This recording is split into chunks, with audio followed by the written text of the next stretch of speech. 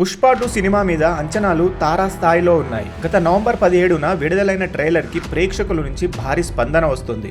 కానీ ఈ సినిమా ట్రైలర్కి సంబంధించిన ఒక వీడియో సోషల్ మీడియాలో వైరల్గా మారింది. ఈ వీడియోలో ట్రైలర్లోని కొన్ని సీన్లను మార్చబడినట్లు మనం స్పష్టంగా చూడవచ్చు. ఉదాహరణకు అసలు ట్రైలర్లో అల్లు అర్జున్ రష్మిక మందన కాలుని తన గడ్డంతో నిమరడం మాత్రమే చూపిస్తారు. కానీ వైరల్ వీడియోలో అది కాలుని కొరికినట్లు మార్చబడింది. మరో సీన్లో రష్మిక నీళ్లు చల్లిన దృశ్యాన్ని అల్లు అర్జున్ తుపాకీతో కాల్చినట్లు ఎడిట్ చేశారు. ఇంకో సీన్లో అల్లు అర్జున్ సిగార్ వెలిగించి స్టైలిష్ ఎంట్రీ ఇస్తాడు. కానీ వైరల్ వీడియోలో సిగార్ వెలిగించగానే ఒక్కసారిగా మంటలు అంటుకునేలా మార్పు చేశారు. మరి చివరి సీన్లో అల్లు అర్జున్ తన సిగ్నేచర్ గెస్చర్ చేస్తూ గడ్డాన్ని తాకిన తర్వాత బ్రిడ్జి పేల్చే సన్నివేశం ఉంటుంది. అయితే వైరల్ వీడియోలో ఈ గెస్చర్ తర్వాత మహిళలు అతనిపై దాడి చేసినట్లు చూపించారు.